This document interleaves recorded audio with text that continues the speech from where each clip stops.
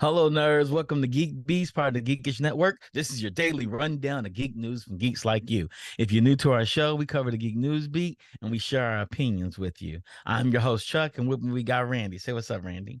Yo, what's up, GeekBeast? Chuck, what are we talking about tonight? Well. MTG's One Ring card bought by Post Malone for $2 million. So the you know that card we talked about, everybody's buying the packs for Magic the Gathering.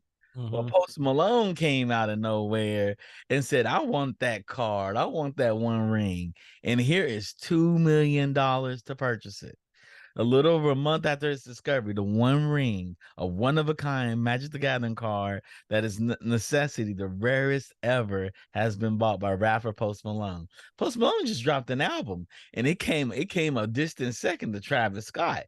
I wonder if he knew that was a good purchase choice for him or not. Yeah, and I hope the one he purchased is actually real. Because remember, whatchamacallit, he purchased a fake Pokemon card some time ago. What's it? Jake Paul. He purchased Paul, a fake. Yeah, he purchased a fake Pokemon card, but I think 2 million. this. I think this is real because the guy that got it, he probably gave it a praise and threw it on Southby and had it up at Christie's and was like, I'm selling this sucker. For 2 million, I'd sell it too. Hell yeah. If I Yeah. got a $2 million card, I'm selling it like tomorrow. Yep. Yep. $2 million. It is not even Uh, something that I would have to think about. in the video posted on TikTok, the other social media sites, Malone can be seen with the previous anonymous owner of the card, now identifying themselves as Brooke Trafton. So Brooke Trafton, she came forward and said, I own the card. A representative of Trafton confirmed to Polygon that the card sold for $2 million. Trafton had been keen to sell the card directly to another Magic the Gathering player or collector, a community Malone famously belongs to. So Post Malone plays Magic the Gathering, and he's like, "Yo, I'm a rapper with money. I'm going to spend. I'm going to spend like I can spend." So is Post Malone, is he selling records like that, or He's one of moving? the biggest rappers. He's one of this generation's biggest rappers. There's Drake. Right. Then there is Travis. Mm-hmm. Then probably Post Malone. Mm. He's third biggest rapper in the last 10 years. Mm. Okay. Yeah. And then you have, after Post Malone, you have a swath of other young rappers that are really big at the time. But yeah, like you probably had the ear drummers, Ray Schmurder. You had those. You have Tyler the Creator, but they're after Post. Mm. Okay. Post is this generation's Eminem. Okay. So yeah. So I can God see bless this. him. I can see this. God And bless since he's a Magic the Gathering player, he's like, yo, this is what I do. No, the question is he going to use the card and muck it up? I don't know. Yeah. Yeah, I don't know. A rapper being a rapper would use the card, would use it as a coaster, put a drink on it. Would you take a $2 million I'm purchase a and rapper, dog. Can't question me. I got a $2 million grill in my mouth. uh, Can't question me. well, I good? sell 8,000 seat arenas like Taylor Swift. Ain't nobody selling arenas like Taylor Swift though. I know it. I know it. Malone ain't doing that. She's doing 7 shows in LA and they're all Hey, sold out. hey, 700,000 people. she had an earthquake, right? It was so many people, and I think it was like Seattle, and they were dancing. It caused an earthquake nearby, like the ground was shaking and shit. Yeah, he ain't The doing person that. that can do that is only there's only one person on planet Earth that could ever do that. Michael And that's Jackson. Michael Jackson. Yeah, that's Michael Jackson. Michael Jackson. Michael Jackson. Yeah. God rest his soul. All Um, so some good news. right, I'm for it. Striking actors allowed to attend Los Angeles Comic Con. So everyone certainly hopes that the ongoing WGA and SAG-AFTRA strikes are over long before December rolls around.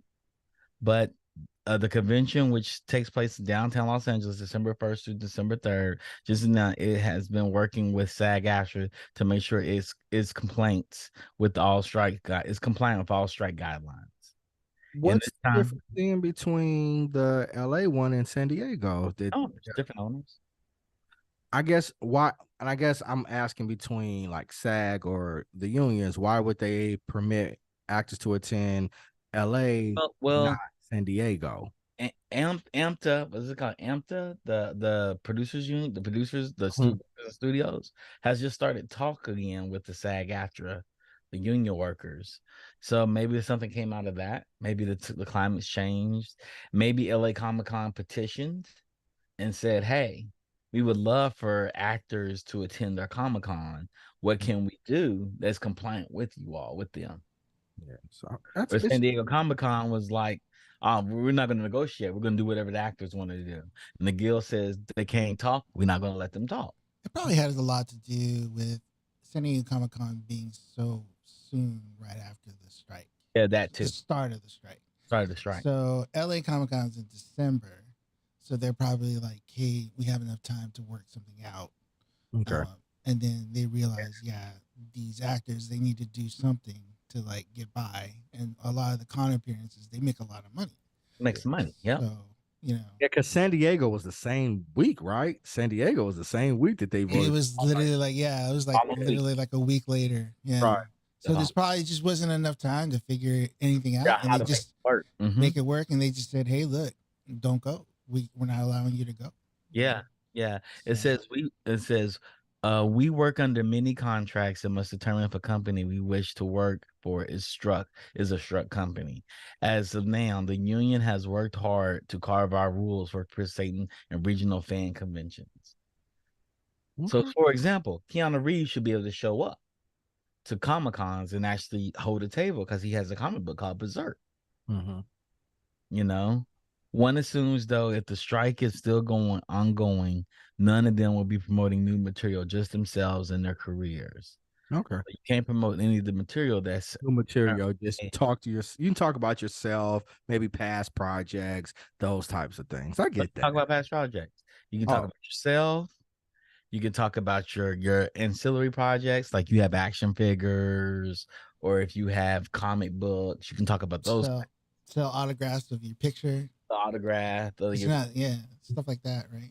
Because that's where they get a lot of money from the they do. signings, But I mean, right? Keanu Reeves don't have that problem, but I could see other yeah, actors. yeah, yeah. Keanu Reeves doesn't have that problem. Yeah, Keanu Reeves ain't got to be hustling autographs. Not, I don't even use the word hustling, but selling autographs. He doing okay in life. Yeah, he is doing okay in life. He gonna come John Wick 5 and they're gonna Exactly. have Kevlar glasses next. Kevlar suits was not enough. Right. Yeah. Yeah. He's doing just all right. Okay. So we didn't get Batgirl. We know WB didn't give us Batgirl, Hmm? but we do got a Luchadorus inspired Batwoman instead. There's been a wild Batman movie around to watch for 55 years, and there's a high percentage chance you've never seen it, let alone heard of it. Thanks to the curation forward streaming service movie that ends today.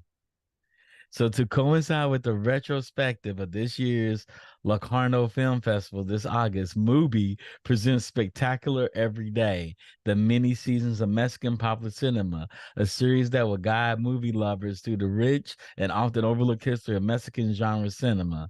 And one of those is the Batwoman film as a luchadora. Boy, I am so excited about this. Okay. Mubi I is one of my favorite streaming services. who? Mubi, Mubi. I've never heard of this streaming service. Man, see, you be slacking on your streaming service. What comes on Mubi? I've never heard of this. Foreign films, lots of foreign films, Okay. Okay. lots of foreign films, old films. Yeah, man. Oh man, Mubi, Brown Sugar. High Drive. There's a lot of streaming services I got. I'm plugged in, dog. I'm plugged in. I My, guess you are. my streaming bills is stream. It looks like cable, if not worse than cable. And I don't have time for none of it because I did to do binge worthy after the show, of course, but I ain't got time for any of it. But movie says this retrospect covers 3 decades of Mexican film production that will remain ripe for rediscovery, or in many cases, just discovery, not rediscovery, because most people don't know about these movies. Yeah. While genre movie history is well chronicled, the conversation is often American centric. So it's all genre. They do a lot of genre. Movie does a lot of genre movies too. Is it free? No. I think you can pay for it. Some movies are free, but not all movies are free. Yeah, I wonder how much is the streaming service. Movie? Yeah, I've never heard of it. I literally have never. Let me go get the name for how much a movie costs. Hold on. It comes out of London. Okay. Okay. 7 days free. I want to say it's like $5.99. That's what Yeah, that sounds about right. But movie, yeah. Yeah, it's Movie cool. too. They do like a lot of foreign. They do a lot of Asian films and stuff like that. Oh, it is Movie Go. It's $17.99. Oh, it's $17.99. $17.99. $12.99 is a regular movie, but Movie Go is That's more than Netflix. Okay. What are you talking about? You can't get Netflix for less than $15.99 now. Right. It's $17.99. It's $17.99. It's more than Netflix. Yeah. You get all. You more get than HBO. Is more than Max. Yeah. So it's the Criterion Collection. Man. You don't have the Criterion movies? Criterion is like $19.99 a month. I do not. I'm good. I am good. Look at you. You gonna miss out. I want to know who out there got Movie Go. Other than Chuck. We ain't people that got Movie Go. Never covered a show. Check this out. The Criterion channel. You only get Criterion films. It's $10.99 a month or $100 annually. He said bootleg Tubi. The Funk said it's $13 a month if you get the membership without the monthly movie tickets. Okay. Yeah. No, it's not bootleg Tubi. These are high-end foreign cinema films. Man. These are some of the best cinema films from around the world. This is the films that Netflix won't spend the money to get. I guess not. They gotta pay $17.99 for it. These are like the Shawshank Redemptions of their countries. Mm-hmm. This ain't just bootleg stuff, man. This is really good stuff coming out of the countries during their time, these certain time periods across the world. Jesus. Stop being so Western centric, Randy. I guess I am. Stop being so Western centric. Realize movie has a lot of good stuff in it, like Akira Kurosawa films. I mean, I've heard of those films. He's like the god of cinema. I know. But I just didn't know. I had just never heard of this streaming service before.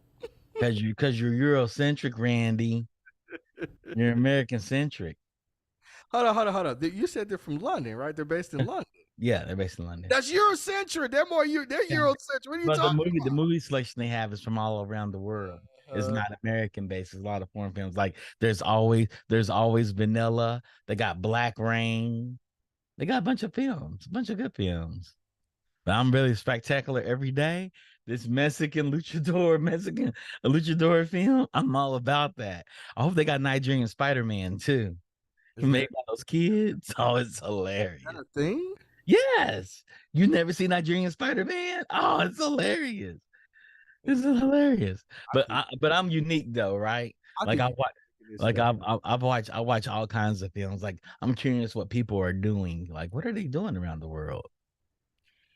I think you make it. Hi, Olive. Olive said hello to me. Olive has a channel too. Well, you gotta watch Olive's channel. She unwraps presents. Okay. Yeah. So it's Crystal K May. Miss K May is her daughter, and she unwraps toys. That's cute. It's just so cute. It's so cute. Aww. Miss K May, put that link up in the chat. Put that link in the chat so everybody can subscribe to Olive's channel. Watch Olive do her thing. Shout out to Olive. Olive does it all. Yep. Young enterprising entrepreneur. I like it. Yeah. stuff. I was about 4 years old, 5 years Yeah, old. good Yeah, for she's doing it. her. Hmm. I Yeah, like it. I like that's a good story. I like hearing stuff. yeah. So maybe Olive may have something on Mubi. She speaks in children, foreign language children. She's waving to us. Way back. Mhm. I think that's a great story to end on. Yeah, I think we're going to end right there. I think we're going to end with all of them. I think we got through enough of them. But download other streaming services. Maybe I should subscribe this movie and let people use it. We can actually critique movie films. Some really want to help Centel in particular with his Cinema Mosaic channel, Mhm. which we talk about foreign films, and maybe we can do the same thing with our Yeah, channel what as well for to this one support, we could do, yeah. especially while we're in strike, Right. because And we're not hurting the SAG cause. So yeah, maybe we could do SAG or Writers Guild. yeah, alrighty scale. Mm-hmm. And I'm what with we're doing is amplifying the storytelling from around the world. And with that being said, anything you want to share before we start going to crosstalk, Randy? uh Olive, well Crystal just put Olive's channel into the chat. Yes. Home Family on Adventures. Yep. Nice. I'm subscribed to it. All So right. all of does toys, you guys. Y'all should go watch her unwrap some toys. Now. I'm supporting her cause. I think she's the cutest little child ever when she does her thing. And she's 3.5. 3.5, 3.5. Yeah. I just subscribed to it right now. Good Yeah. Yeah. I got to turn on alerts when she goes live. I got to go like all her videos and comment on them and get her some subscribers. And while you're doing that with Olive's channel, do that with our channel at the Geekish Network. We are a network of geeks from people of color. And so we want to support everything with people of color, including foreign films and televisions on services such as Movie, Netflix, Hulu. They have a few foreign films on Hulu. And Disney Plus is now getting into foreign content as they did with Kazazimoto, which they did not properly promote. Oh my Oh, God, they did not properly do it right.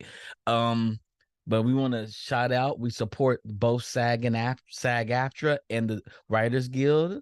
We are there standing with you in your strikes. If I was in a union, I would be picking on the lines with you guys. Matter of fact, one day we meant to come out there with some bottled water and bring y'all some under the Geekish Network. We truly, truly know that you are the reasons that we love this stuff. I agree with Quentin Tarantino. People don't come to see characters; they come to see actors. And that's forever seen no matter what character they play, be it a superhero, or be it Vin Diesel in Fast and the Furious. I did it because of Randy, you guys. I did it because of Randy. so Shout out to Digital Click. Y'all do all our borders and stuff, and you do all our marketing materials, and y'all make us look good. And shout out to our technical producer, technical director, Rodney, for always coming through and keeping me on track because I go way off the hinges all the time. And shout out to Defunk for curating all our stories. Yes, Defunk's always in the chat, and he's always curating our news stories. We never get through enough of them in time. With that being said, let's go into crosstalk. all right. So let's bring in Rakai and is Courtney out there too? Yeah, I'm with Courtney, Rakai. Yeah, I hope they're both out there. Cool. We love you too, Miss K May. What's going on, Rakai? What's going on? Hello. Hello, how you doing? How you doing? All right. Have you heard about Mubi, Rakai? Have you heard about Mubi? I heard you called it bootleg Tubi. It's not Tubi. It's nothing like Tubi. No, because the first thing, unfortunately, because my geekdom shows, when I hear movie, the first thing I think about is Clerks. So, so no, I've never heard of it before. Yeah, I yeah. see talk about it, make it seem like I'm weird. I'm like, I ain't never. Weird. I don't think you're weird. I don't think you're weird. I think people know about what they know, right? And I'm foolish enough when I once worked for a streaming company to look up all the competitors. And this was one of them that came up. That makes sense then. You know what I'm saying? You don't know what you don't know. Don't know what you don't know. And it's when you get exposed to new information like this, not you just expanded our horizons tonight. Mhm. That might be something I'm interested in. Now, I am like Randy. I'm not interested in that price tag at all, but I'm interested in foreign films, though. That does sound interesting. Yeah.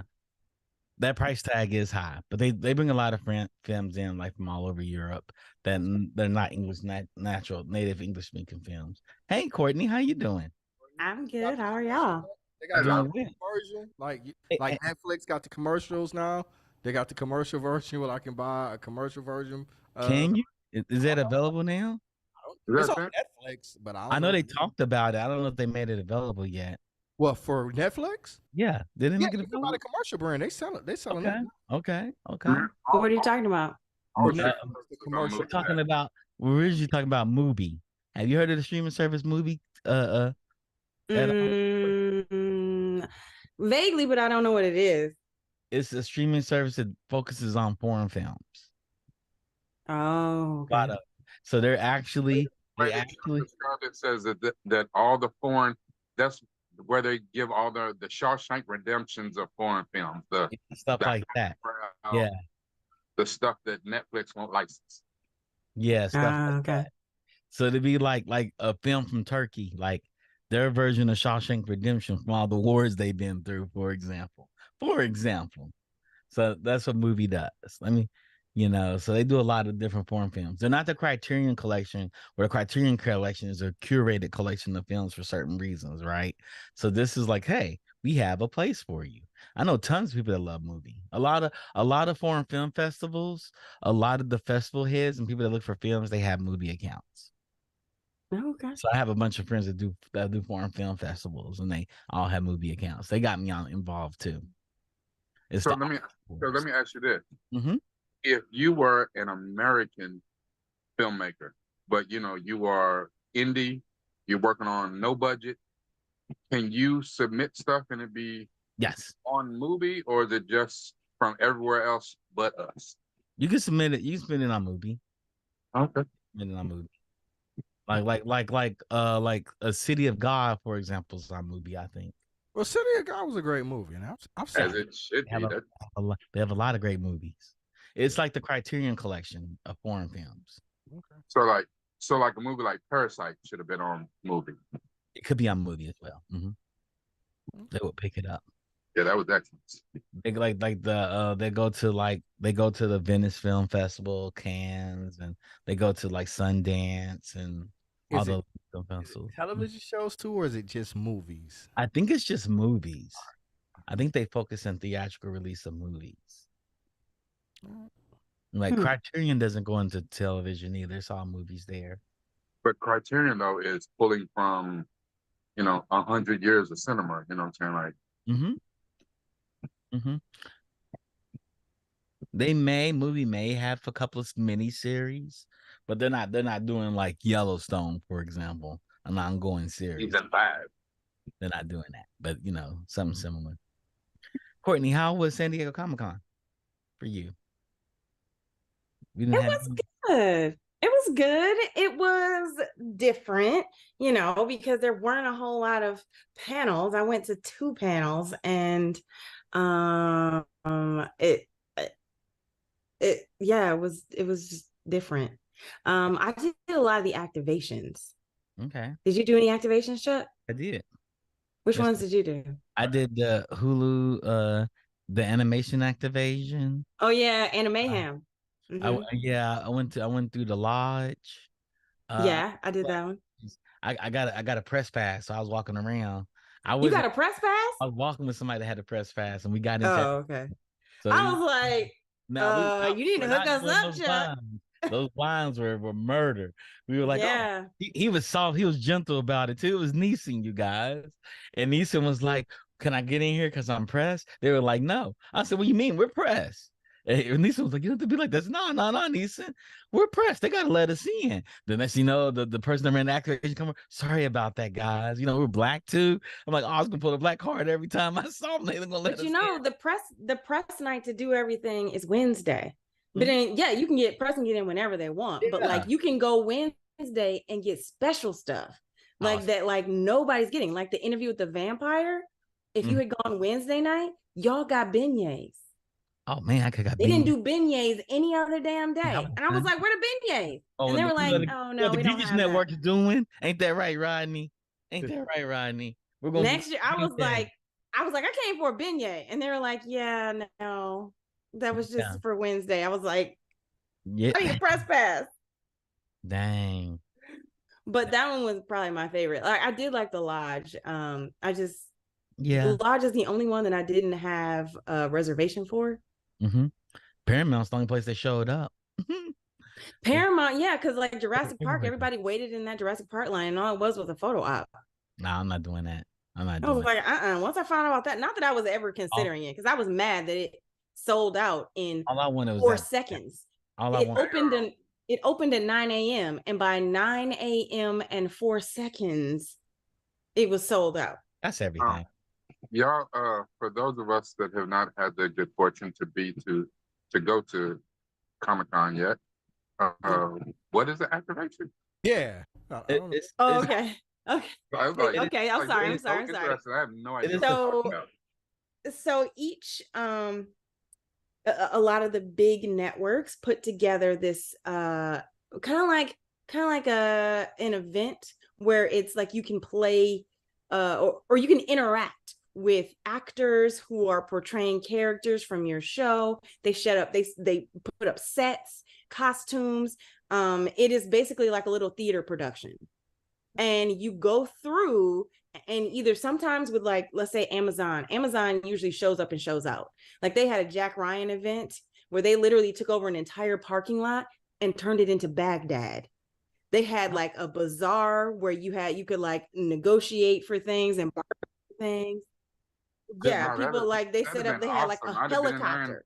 I'd have been in there and had like a full-on PTSD moment, and just Well, no, I mean, they didn't have that. Get him out of here. Yeah, because they had a VR thing. They had like a VR thing where you put on a headset and then jump out of a helicopter, think you're in Baghdad, and then you gotta go through this whole escape room situation to like save the world.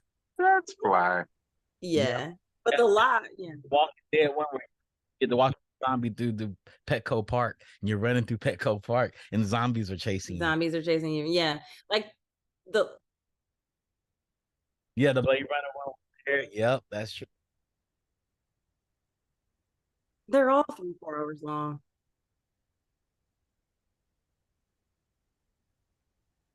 Yeah. Yeah, like the one that Chuck was talking about, the Lodge, they set it up like different sections. Each section was set up to support a show that they were promoting. Like they had Good Burger, so they gave everybody a hamburger. And then they had 1923 where you could take a picture in black and white and get like a root beer. They had Star Trek, which was set up like the bridge of 3 different shows. They had Picard, Discovery, and Lower Decks. I think that's what they had. And then somebody drew a caricature of you sitting on the bridge as the captain. That's right. You get 50 minutes. You got 15 minutes in the Paramount. Yep. Yeah. That was interesting. So what are we talking about today, Randy? What are we talking about? Talking The Witcher season 3. Witcher. Okay, I'm pretty sure we got some choice views about the show. For everybody that's tuned in, next up is Binge Worthy, where we're talking about The Witcher. I'm not going to ask for hot takes because we gotta wait till that show starts. I'm ready to hear y'all's hot takes then. With that being said, we'll go down for 10 minutes and be back up by we'll say, matter of fact, we'll push it a little longer.